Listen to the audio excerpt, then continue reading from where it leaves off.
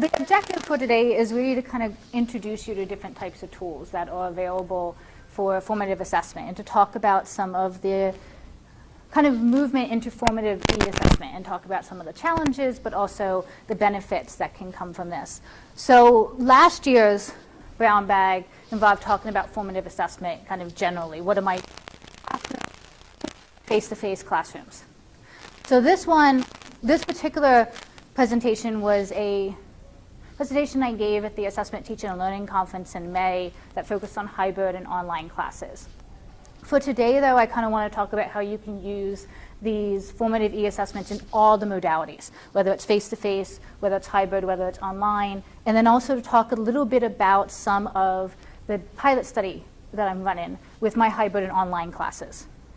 So that's the objective for today. The that I gave you has the same picture that's going to come up, and then definitions of what formative assessment is, and then definitions in the literature about formative e-assessment. So essentially what the slight variation in them. The orange category has activities that are considered to be formative assessment, with the idea that you can do these activities whether they are in face-to-face classrooms, they are through the e-assessments. So you can do the muddiest point, you can get them to build Venn diagrams and concept maps with some of these technologies that I'm going to show you. The light orange category has the cautionary notes, and we'll go through what those are and some of the things that I've encountered and some of the ways that I've conquered a few of those, or at least attempted to conquer them. The back has the 5 that we are going to highlight with the description and the link to them. So the ones that are actually embedded in the PowerPoint, a little bit greater description with the links. The very bottom has a list of everything. Over 200 of these e-assessment tools that you can use, these digital tools. The ones that are listed here are the ones I've actually used, or at least attempted to use, or at least played along, at least did something that I feel comfortable in recommending them and writing them down. So that's what the handout includes.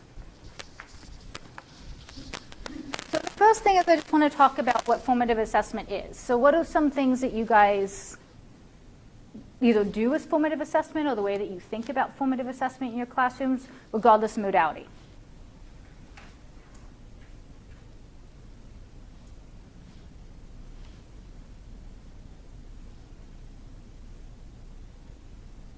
Any ideas? Well, this is a novice question. Mm-hmm. Would what we're asking the students to do in terms of testing, Mm-hmm. is that considered a form of formative assessment? Not normally. Okay. So that would be more formative. So think about formative as kind of this process that's assessment of learning, not of. So you're not testing their learning, rather you're demonstrating where their progression is. So you can do, if you look at the kind of the dark orange, you see the pre and post. So something when they first come into class that you test where they are. And then something that when you're done going through the lesson, you test where they're exiting. Does that help? Got it. Yes. Yeah. So with that in mind, this could be activities that you do in the classroom. It doesn't have to be kind of going off of that idea what Jennifer said in terms of a grade. So what are some things that either you can think of? Heather? So I use exit questions, usually muddiest point. Mm-hmm. They write down, if it's a face-to-face class, they write down on a card something they're still confused about, and then I start the next class by addressing those. Yeah. So and you said an exit ticket. It's also called the muddiest point, or it can be that. You can also have an entry ticket where they should have read the night before, and they've got a question from the reading, and you have them write that question down, and you may use those questions as a way to facilitate discussion or to guide the discussion that's going on or change the discussion. So you can definitely do those.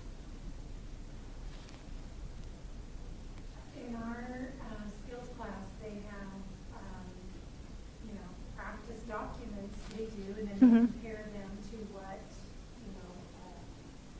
good sample would be. Mm-hmm. And they write down on there any changes that they need to make before they get to the test, and then they interact with each other on these for Yeah. making changes. So to some degree, it's kind of like it's like a little peer review session that they're doing, and then they're being able to correct So peer review, particularly in the way that you're describing it, and I'm sure in the context that some of us do this as well, it can also be formative assessments, that idea that they're learning how to kind of get feedback from peers and correcting either the mistakes or just refining what they're doing. Joe, you had your hand up. Yeah. Mm-hmm.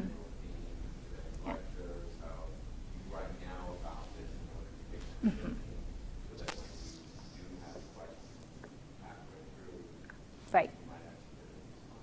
So some of those also, and there's various ways to do that. They could be entry tickets in terms of the way you're describing it. They can also be 1-minute papers. So there's various terms to describe literally the same type of formative assessment that you're doing. So there's a handful of ways to do that. So I think this kind of gets at some of what Jennifer was asking in terms of the difference between what is for grading instead of giving them a grade, or for learning, instead of learning. So this idea of continually access students' learning progress, you're essentially assessing it continuously.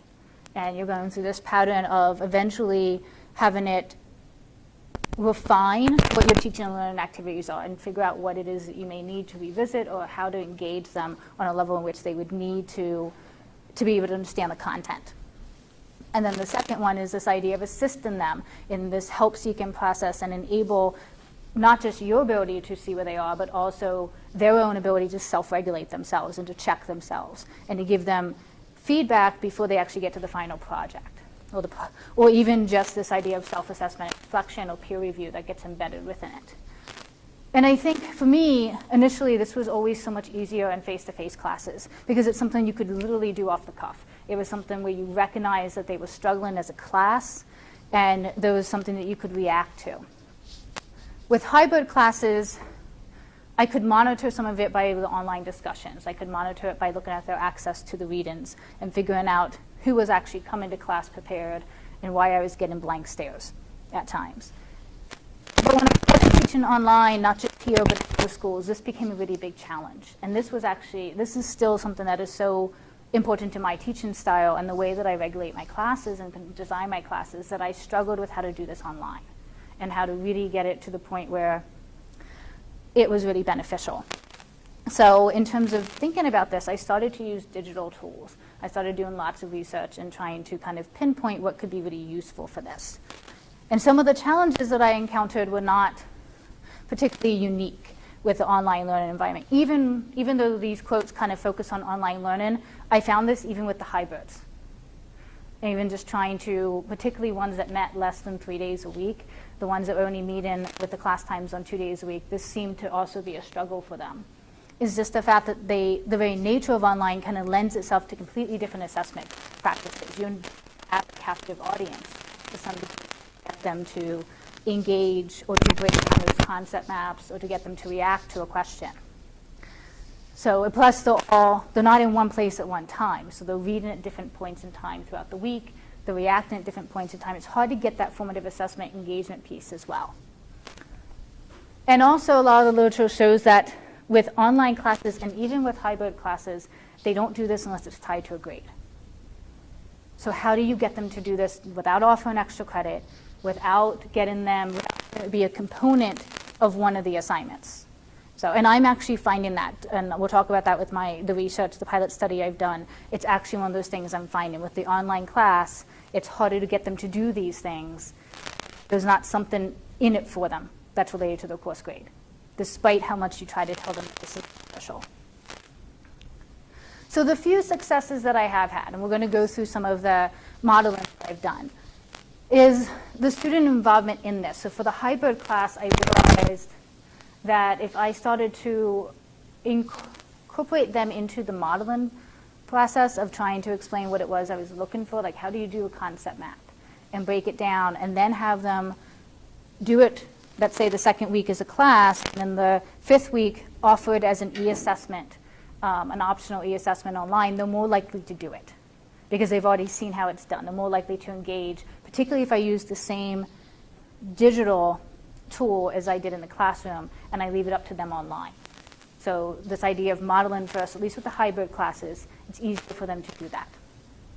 I started to do pre-assessments via Canvas instead of in the actual classroom for the hybrid classes and the face-to-face classes. I still have not conquered how do you do pre-assessments in an online class without tying it to an assignment. So I've still tied it to like the first module, like part of it's incorporating the first day of the module, and they get the 2 points for doing it. It's still become a struggle for me to figure out how to get them to do the pre-assessment in that phase. And I've played with it, but for some reason the online students, at least this quarter, are kind of resisting this idea. One idea I had, and I haven't tried Yeah. it, I was wondering if you had tried, maybe if they had one of these assessments to take and they had to take it before the module was unlocked. Have you tried anything? That's what I'm doing this summer, is trying that. So that way, pre-assessment, it's still not graded. They have to do it to unlock it. Yeah, so that's what I'm trying to see if that works. I wanted to see this quarter if I could get them to do it anyway, but that didn't work. Joe? I don't need that. It's only your second time. It's okay.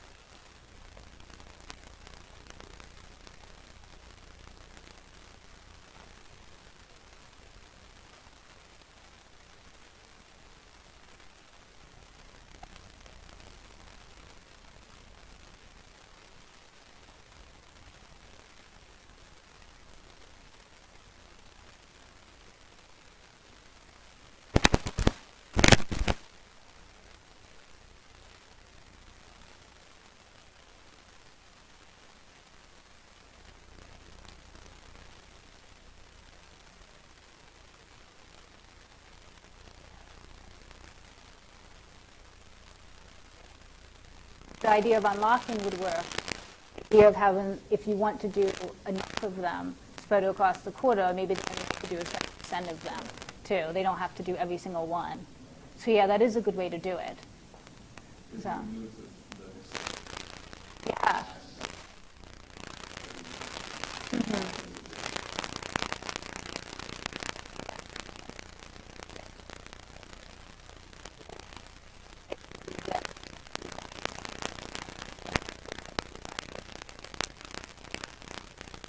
Class.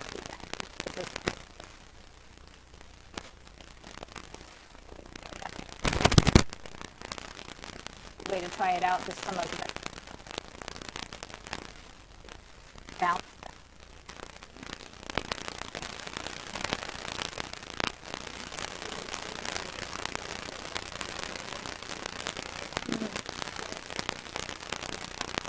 Yeah. Yeah. Yeah. Yeah, and I've done, that's what just the question and answer one, but actually one that's targeted questions about the reading and letting them respond to that. So kind of actually doing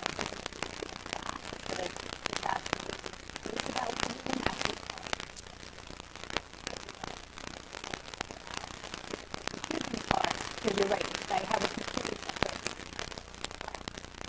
kind of question and answer discussion there that's meant to be like, I don't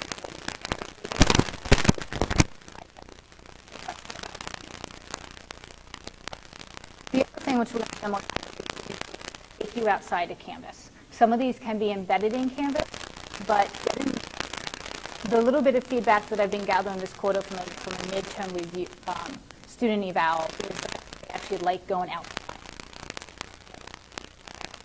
It kind of makes them feel better. And one of the students said they feels like Canvas for kind of idea, and we'll show you which one we're talking about because it is meant to get involved in. what I've also done, which kind of goes off of what Joe was talking about, is I've taken screenshots of some of the responses that they've put up, like the muddiest point, and then I've provided group feedback to them. And that has actually helped too. So if they've actually done the muddiest point stuff, they get some type of feedback associated with it. So what I wanted to do is spend some time going over the 5 that are on the back of your handout. So Padlet is actually really interesting and probably one of the ones I use the most. So I use this one for the muddiest point. I use this for responses to particular articles that they have been asked to read, kind of like a point of interest, what's something that you gained out of the reading that relates to our module, particularly if it's a peer review reading, and I know it's going to be lengthy and harder to get through. And it's really meant to be, pretty much a sticky note wall. I don't know if anybody's ever done like the bulletin board in the classroom where they put like an exit ticket on when they leave, and then you just collect that bulletin board. That's pretty much this. It's just this wall that puts up sticky notes everywhere. And you can create this online sheet of paper where the students can actually edit each other's post-in or sticky note if they wanted to.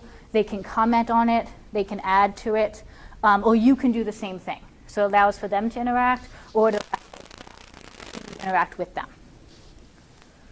So these are 2 examples. You can actually change the background of all of this as well, or you can do a lot with it to personalize it in terms of what. So the top one is the muddiest point that I had a class do at one point, and in groups. So that's why there's only 6 of them. They did that in groups in terms of trying to come up with what their group was still confused about, what their group couldn't answer. So. And then I went through and screenshot that just like I did there and actually left comments and did comments back to them about those particular ones. So, and then uploaded that screenshot as a PDF to Canvas. So that way they had that. The other one, the bigger one, the green one of different text, is for my hybrid class just last week, where they do a point of interest for a particular article and relate it back to the content that we had covered. And because it was a hybrid class, this was due about a half an hour before the class session. So then we actually had the chance to go through what they had put up there, and that's actually how we talked about the article, was what did they pull out from the article as a theme for the class. Not this class, but in the past, what they missed. Everyone seemed to not pick up on. So this is a really cool kind of sticky note board. It lets them interact in a way which they can edit each other's posts. And then it also lets you respond directly to it. So, and Heather and I have actually used this for the library sessions. The students had, after the library session, the students had to go find an article, post it to the Padlet that Heather had created, and then we both got a chance to comment on it. We both go back and forth. She could comment on it in terms of the information literacy. I could comment on it in terms of anthropology. So it worked out really well, too. So what I have is one for you guys to give you a chance. So who bought their cell phone? Okay, so if you have the cell phone, that's the link for you to put in. There's an underslash between my first and last name. And as you guys are doing that, who didn't bring their cell phone?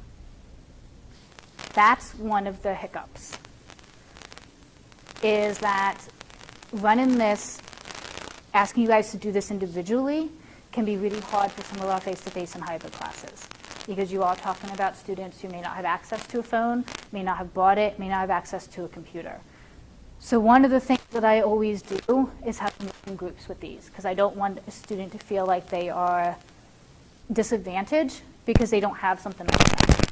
So, and that actually was a learning curve for me, because I emailed all the students the night before and asked them to actually bring their cell phones and be ready and bring a laptop. And one phone, I don't have access to a computer. What should I do? And that's when I realized some of this stuff, you have to have ways you don't single out. I end up having a lot of them do this in groups. Is everyone on that has the cell phones? Okay.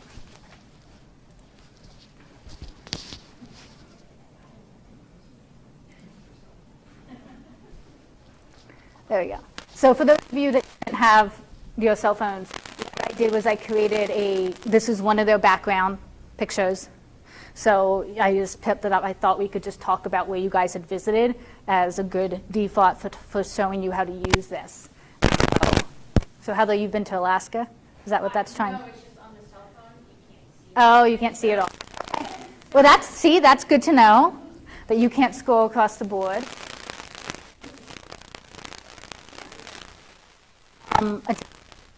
Yeah. So, but what you do is when you get here, you click on it, after you're done, you can move it.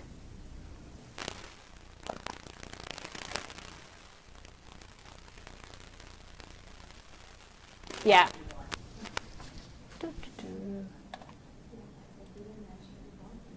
There we go. So it is fun because you can get this during class. So you can do the muddiest exit ticket. You can have this up as an entry. So when they come into the classroom, it's something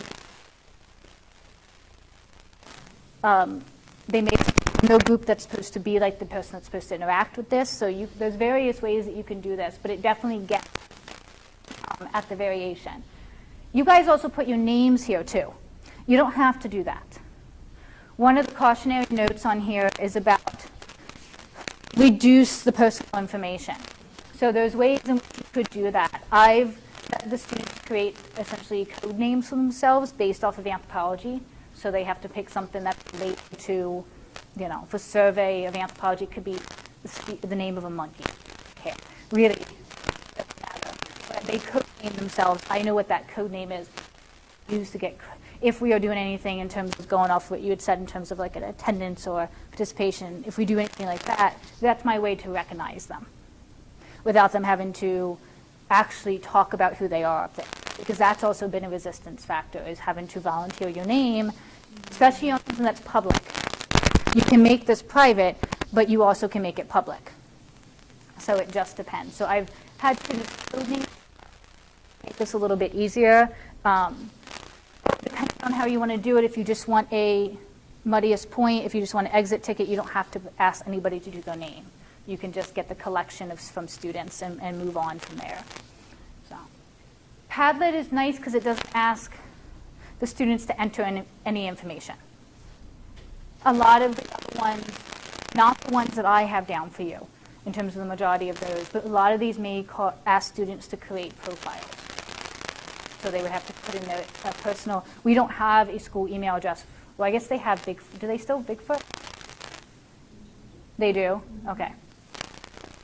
Use that.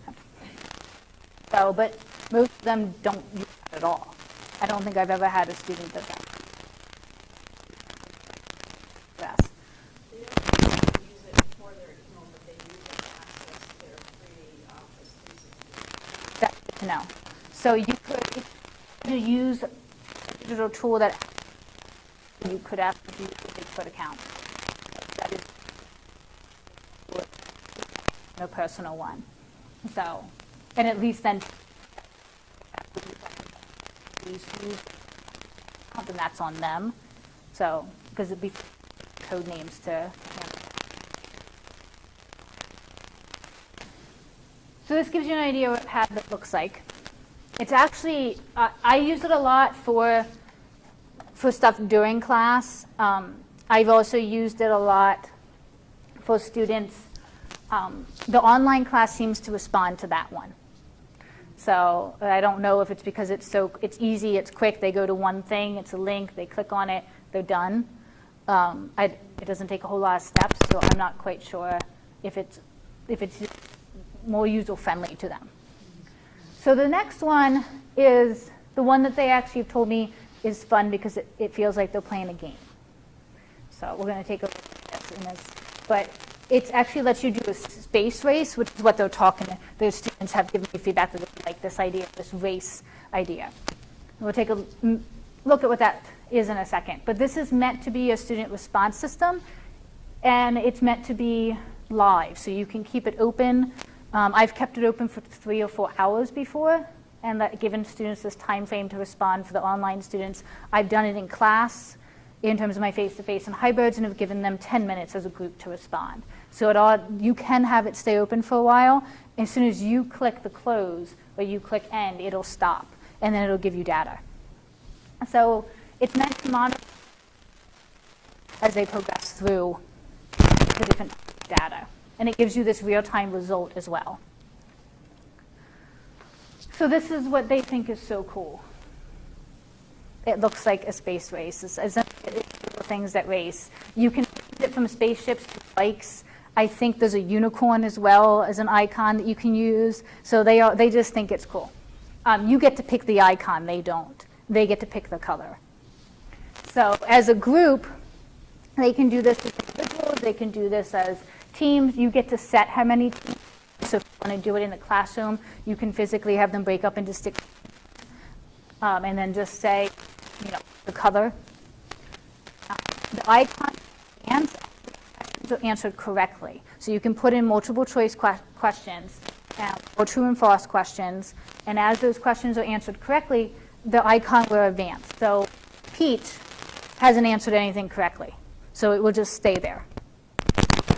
Then you can tell Violet is, I think I only had 3 questions for them, so the Violet only got 2 right. So it essentially will let you monitor that. Are they just based on like, are right or wrong, or is it like a timer? No, not for answering it quickly. As far as I know, they don't get more points for that. It doesn't move faster. I've set it up as multiple choice questions. So particularly ones that they may see on the exam, or ones that are based off of what they should have read kind of idea. No, that's the best part. That's an interesting part. In terms of the game, once you answer it, it's done. You move forward. It tells you if you got it right or wrong. So once you answer it, it'll tell you congratulations, or it will tell you to go back and revisit the course material from your instructor.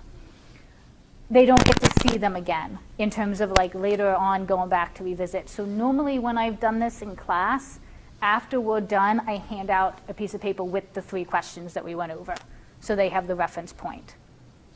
So, but they can do this as individuals, they can do this in teams. It becomes a lot of fun in teams because they start to, because you don't know, especially if you do it like this, which team is what color, so it becomes competitive. So I've actually had students, I've randomly assigned students on purpose of separating them from their friends, and it actually has caused the friends that are in opposite groups to actually compete with each other, which can add to a lot of entertainment, for you at least. So when you click on the finish, it will end the game. So if one team is just taking way too long to figure it out, you can actually cut it off too. So for the online class, I just open, as I said, for 3 hours and let anybody go in and participate if they wanted to. And then I would screenshot it and go back and comment on it and look at what overall people got wrong. The nice thing about this, it also gives you analytic data. So it will actually give you data. This is another one that I did back in April with my class. It will give you data in terms of the 3 questions that they answered, what they actually selected, so with the green being correct, the red being wrong. So it actually gives you an idea what the class, if the class is selecting the wrong answer. So it also lets you kind of figure out what answer they're selecting. So it gives you a nice kind of breakdown in terms of trying to understand that. So for answer 1, 2 of the 3 teams that got it wrong answered D. So it was like, it gives you an idea of where to focus your attention. So the only thing I found that's a problem with this is that data would disappear. So if after you click finish, the data will come up, you have to grab it. Because if you go back later, which I found out about, it won't be there. So you need to go back and either screenshot it, or you can download it. You can download it into an Excel sheet, but the pretty little graph that they make for you won't be there. It'll disappear if you don't get it right away. So, in addition to the speed race, they also have an exit ticket category that you can click on. They also have just the quiz categories that you can do for individuals, so you don't have to do this race idea. So So it definitely has a variation. And all they need is the room number, the room code. You make the account for yourself, and then you send them the link. So all they need is the code to get into the room, and then they'll go.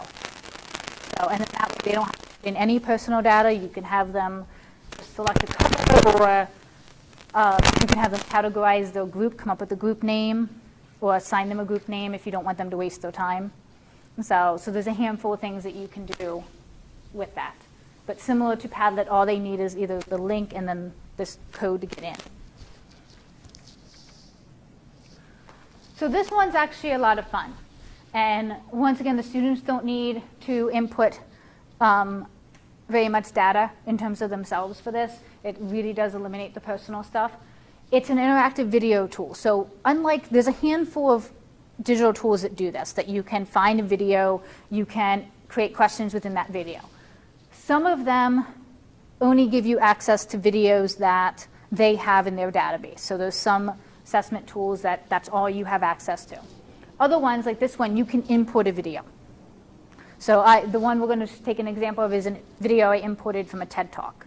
So you can import a video, you can use the video that you want, and you can create these lessons in which you can stop the video and insert questions. And the questions can be true and false, they can be multiple choice, they can be short answer. There's a handful of variation that you can do with them. You can also insert images as well into this, so you can actually put images into your questions. You could stop the video and add a clarifying point to make sure that you're connecting this back to something that you, maybe if you had shown the video in class, the point in time when you would have stopped the video to verbalize something. Heather? When you say real time, you don't mean synchronous time. No. You just mean as the students are watching. As the students are watching the video, yeah. So, you could, however, play the video in class. I haven't done that, but you could, if you want to take it like that, in terms of taking it in terms of that real time. You could create this entire video lesson, and then in your face-to-face, play the video, and it would stop itself to answer the questions. So, and then you could get the students to answer the questions with you. So I guess there's a variation of ways to use this as a formative assessment. I've only used it with my online and my hybrid. The other thing it does is it gives you analytical data at the end. You can, after everyone goes through, after the time frame is over, it'll give you individual data by the student if they code themselves, and then the class level too. So it gives you some type of data to look at. So this is of a TED Talk by an anthropologist about skin color. And the question and answer area will pop up, and then each of these little lines is where the questions are inserted. So they can't actually go past that area of the video unless they answer the question. They don't have to answer it right. So if you had a multiple choice question, they got it wrong, they can keep going. They have to be able to answer that question before they can proceed on. So it actually does trap them to that. So each of those lines show you the embedded questions, and then they have this question and answer area that's present. If it's multiple choice and they answer it wrong, will it tell them? As long as you put in a comment, so you got this wrong, let me tell you why, let me tell you what part of the textbook to go back to. Definitely. So it actually gives them formative feedback immediately if they got something wrong. Even for the short answer ones become a little bit more tricky because you have to go in and probably look at each of them to kind of get a general feel. At least that's what I've had to do, is go back and look. So, but yeah, the multiple choice and the true and false, you can tell them why they got it wrong. So.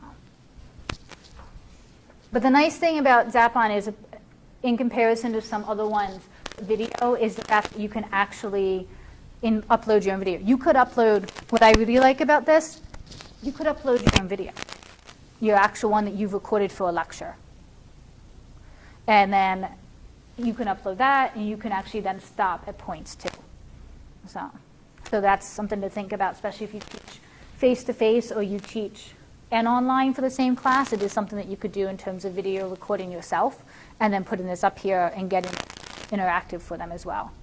Have you ever used the questions as, like in a face-to-face class, where you might pause to take questions for the class, where there's not a right answer, where you're just asking if they have any questions? Definitely. That's actually probably what I use this for.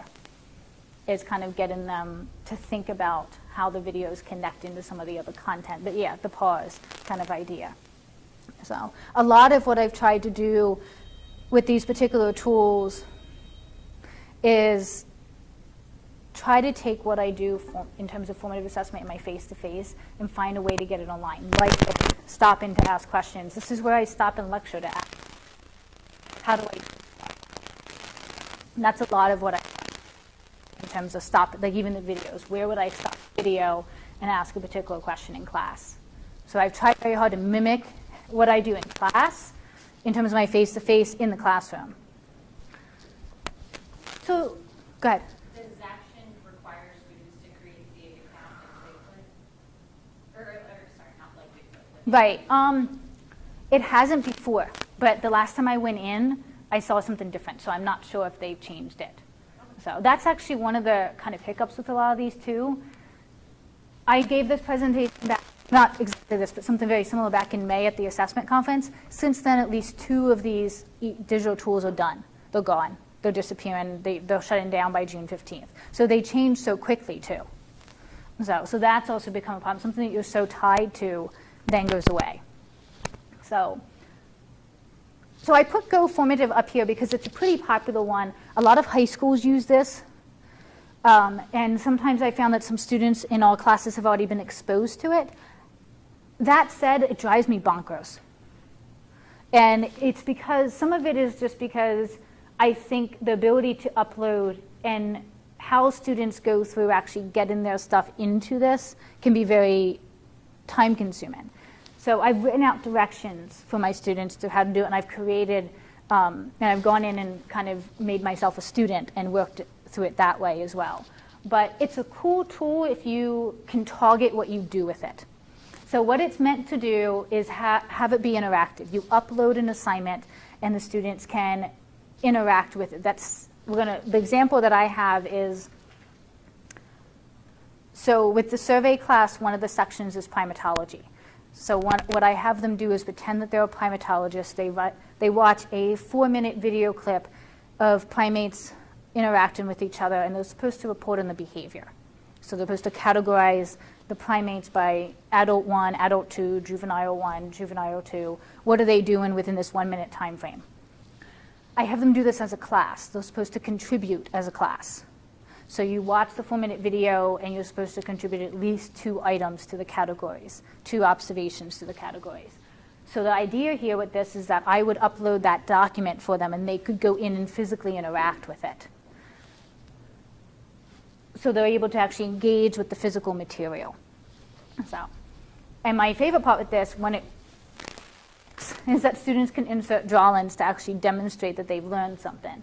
So the other thing I have them do outside of the primate activity is I have them create Venn diagrams in here that actually demonstrate that they understand the overlap between certain objects and certain content materials. But as I said, sometimes it can be really frustrating. And it can cause a lot of annoyance at times. And this one's really hard to see, I know that. But essentially what I've done is did a handful of different documents that the students produced together. So I had them on different Go Formative questions so that with 25 students in the online class, they weren't overlapping with what they were going to say. And then I compiled it all together so that they had a big kind of comprehensive assessment of it. And so the idea here is they can actually upload their notes as well. So you could have students, I don't know if anybody's done this with their face-to-face classes or their hybrids, but sometimes if I have more than 2 read-ins for a day, I'll assign the read-ins to people. So different groups will have different assigned read-ins. What they could do here is upload their notes on that read-in. So that way you're not compiling everything and then making some kind of printout, or you're doing all the work. They can upload all of their notes for the article that they read that they were responsible for to this site. So this also allows you to kind of collect symbols and sketches. You can have one of the articles that I did this with, the students were assigned to read different archaeological articles and then report back on them. One of the students actually did an entire drawing of the whalebone house in terms of what he thought it would have looked like. And that's what he uploaded with some little bit of commentary. So there's a variation in which you kind of let them be creative with what their notes may look like, as long as they're still getting information across. But as I said, this one has actually given me a lot of hiccups. So it's taken me a really long time to learn how to use this one. The last one we're going to talk about is Kaggle, and this is actually, outside of creating an account, it's actually a really cool map tool. You can do a lot with creating mind maps. Peer review can go in here. They can do completely independent productions in terms of Venn diagrams, in terms of a handful of different visual illustrations for the class. What I ended up doing was, because I didn't like the idea of them creating a profile, I created a course profile that I gave everyone, made a Gmail address for the course, gave everybody the password for, created an account list, and gave everyone the password for this and that email address. That's how I dealt with it. So there's numerous other ways to do it, but that was how I ended up just dealing with it, was creating a course profile with this. Let me show you what this ends up looking like. So this was one of the ones I had them create. And what it's meant to do is demonstrate this interaction between environment, all biology, and all culture, and how the three of them interact with each other. So what the students had to do was read different articles. This particular one was about malaria and sickle cell anemia. So what they were meant to do is essentially make these connections. And as you can see, there's an S4, an S5, an S1, and S14. Those are the students. They're going in and editing each other's work. So the idea is that I randomly assign them numbers, and then they went in and physically edited each other's work to create an entire map that would then be kind of used for study and used to understand. So you have students that are just going in, one phrase in terms of correcting language. You have other students that actually add in a whole lot to it. So we're going in and adding quotes to enhance what somebody else said. I did this with my hybrid class and then asked them the next day how they liked it. They loved it, particularly because it was anonymous to them. And then they actually got to see what other people were reading into. They actually got this idea of, oh, they get it, but I think you need to say it like this. Or this came from the PowerPoint. I think this is really important to mention. It actually really worked well for this. And it was a good formative assessment because they did this with malaria and sickle cell, and then they had to read a peer review article about lactose intolerance and do the same thing independently as an assignment that I graded. So this got them a chance to kind of see what this would look like as a formative assessment rather than doing it on their own. So it was a really cool thing for them to do. No. And they did a really nice job on it, actually. This was actually the second week of the class, and I was absolutely thrilled that they did so well with this digital tool, plus with each other, the end of the second week. So I thought it really talked to me also just about where they were as a class in terms of community, in terms of talking to each other.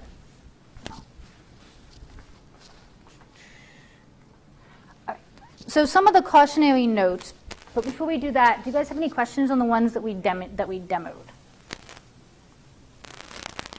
The 5 that we went through. Can you guys see yourself using any of these? Which one? Yeah. Definitely the one where you did the check box with the comments. Yeah. And stuff. Yeah. The Padlet one, I would tell you, is just so easy to do. And it's so, you can screenshot it and then you can make comments back. It's just one of those things that's so, it's just so easy for us in terms of teachers on our side of it. I find that one to be probably the easiest one to set up. I mean, the one I did for you guys, I did right before I walked in here. So it's really easy to set up. It's one of those things that you could even do if they're in a group and you're letting them do group work and then make a decision of, I think we need to do this. It's so easy to set up. So, what else? I like the idea of Kaggle with Yeah. mind maps. I could see it as students looking at, like, oh, this is what we learned today in class. Oh, I found this another website where you do this, and kind of bouncing ideas off each other. Yeah. That they wouldn't get in face-to-face Yeah. class. It's a great study tool too, like in terms of like before an exam, putting up like a question that you would ask and linking it back and letting them all kind of get a piece into it. The video one is cool, but I will say out of all of them, the Padlet takes the least amount of time. The quickest, the easier, comes up. So, but with the video one, once you do that, it's in your profile and to a different or for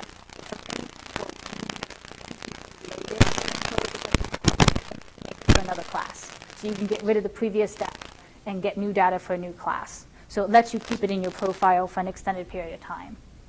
So especially that way if you don't want the data to mix. So a few cautionary notes. This may sound like it's probably not necessary, but try it out first. Let it fail. There on the very back, I listed the other formative assessment Kahoot, which is a handful about middle of the list of the other ones. That I still don't like that. I've tried. Other teachers rave about it. Other people use it on campus. I think you've used it. You like it. I can't stand it. Maybe it was just a class I tried it with and it just didn't go over well with them, but try them out. Even if you, I hate to say it, but my face-to-face classes have at times turned into guinea pigs. Let's try out this digital tool in my face-to-face class, see how it actually is meant to work, see how the students really engage with it, what obstacles get encountered, and then you can troubleshoot it. So practice, I've had social science faculty practice on one of the ones I wanted to try to do with a class.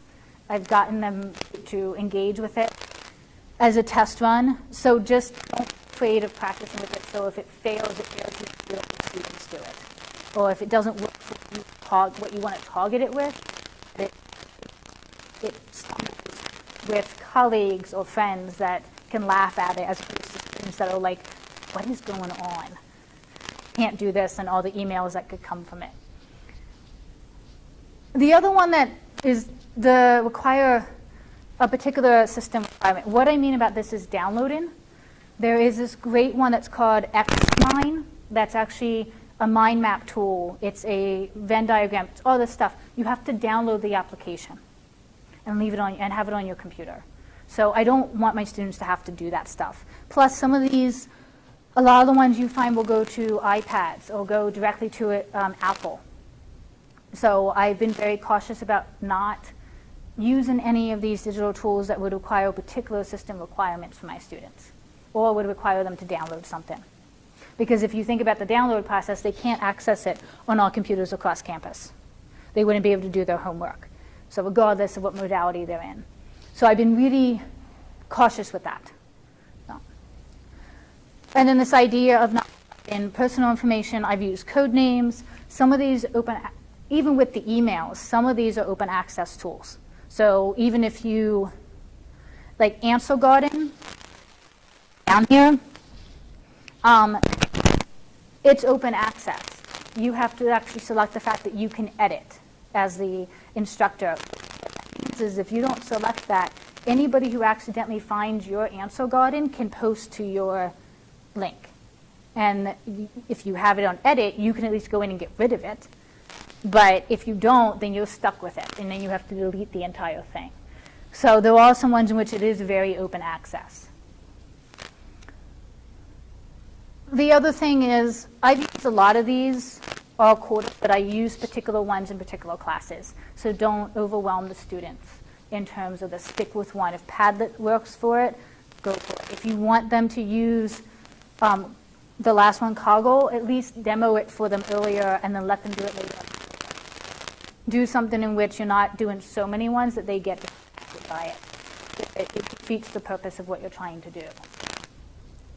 And then the limitations. Each of them have, all of them have something.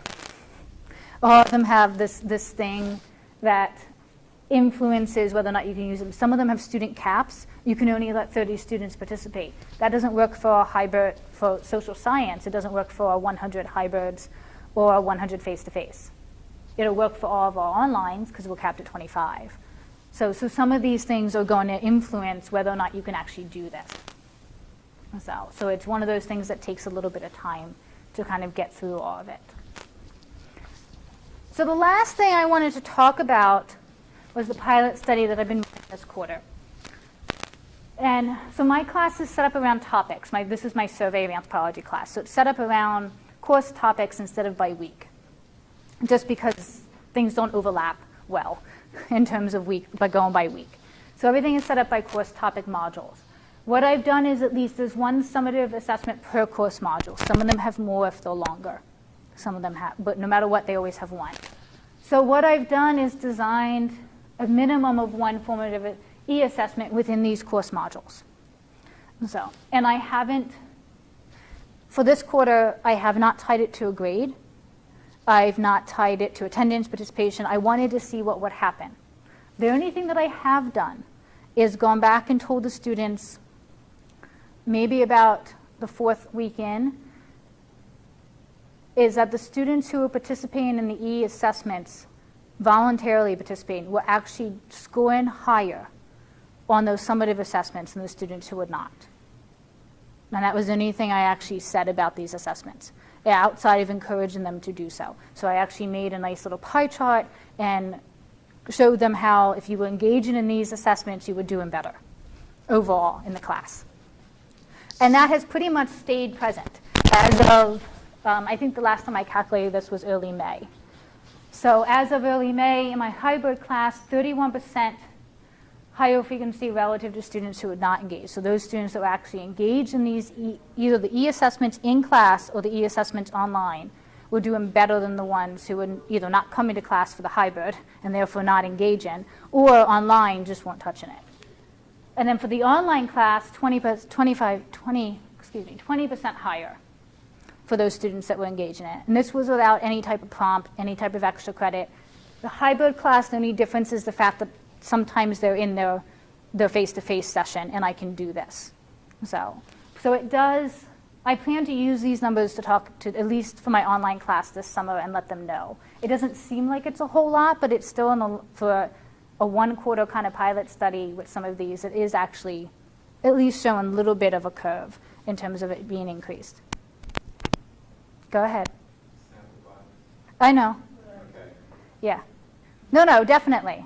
Oh, and that's why it's just a pilot study in terms of just having to be very general. But you can also spin that. Yeah. and say, still effective, you know. Yeah, no. There's definitely a sample bias there. If you come to class, if you actually have the time to engage with these, if you're not working 3 jobs. So there's so much that goes into this. And then the sample just in general. Yeah, no, who takes online classes versus who takes hybrid classes. Oh no, there's so much in here. But just generally speaking, it's a nice thing at least to boost their encouragement of this is not a full waste of your time as a student to spend a few extra minutes doing one of these. This could in the long run give you the feedback. So, did you have something else? You did the, Yeah, it would be interesting to sort of pre-post them mm-hmm, and then sort of track their pre-scores and then do this and mm-hmm. then do a code and then you can kind of Yeah. So who's doing the, yeah. Mm-hmm. Yeah. No, there's so much more to do with this. This was about 3 weeks in the quarter going, I wonder what would this actually look like? And then I'll deal with it. What do you mean when you say that? Yeah, then I'll deal with that. Then I'll deal with if I'm going to design this as a full study, all that stuff later. Ping, you had your hand up. Yeah, succeed. So what is the measurement for the succeed? They passed with the 2.0 on the assignment. So they got a 2.0 or above. And then you could break this down even further. All I did was 2.0 as a break off. So, because at least then they'll get in a C with it. So, because I thought an A would have been a little bit too much to ask just for participating in these. So at least gives you an idea that these could be somewhat useful. I get into arguments with myself about being overly paternalistic, Mhm. saying, you know, it'd be really good for you to do this, Mhm. so I'm going to highly incentivize you to do it, or Mhm. lock things so that you can't move on without Yeah. doing it. But if you did have some way of blocking a module so that they had to complete Mhm. it before doing the module, then at least you eliminate the sample bias, right? Yeah, Because everyone would be forced to. everyone would be forced to do it. Yeah, but then some of that question may go away. Right, you Yeah. wouldn't have the comparison, but Right. you could compare to before you Yes. included the Yeah. assessments. Yeah, before it was made that you had to go through it, yeah. So yeah, so there's a variation, there's definitely variations in which to design a study with this. This was just more along the lines of 3 weeks in going, what would that look like? Without pushing them, without giving them extra credit. You know, what would this look like if they were just doing their own? But you're right, the sample bias of who's motivated to do it. As a student, I would have done them, but I have plenty of friends who would have just said, oh, that's extra work, screw, I'm not doing that, I'm not even going to touch it. But, so it just really depends. And so, any questions about the digital tools, any of the ones listed on the other one, the other resources that you either haven't heard about or curious to how successful they were?